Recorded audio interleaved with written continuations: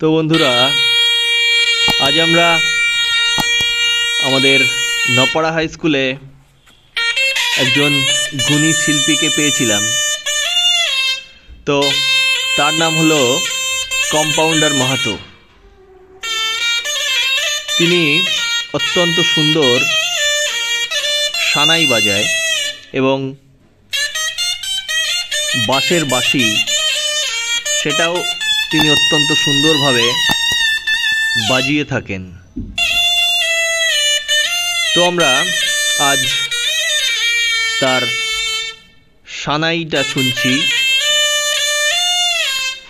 তিনি আমাদের বিদ্যালয়ে এসেছেন এবং তার যে প্রতিভা তিনি আমাদের সামনে তুলে ধরছেন।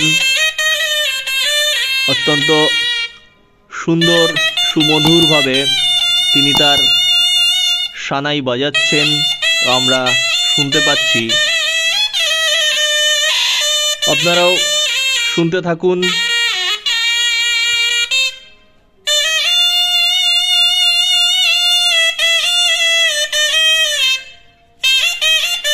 তো বন্ধুরা, আমরা শুনছি কম্পাউন্ডার মাহাতোর সানাই।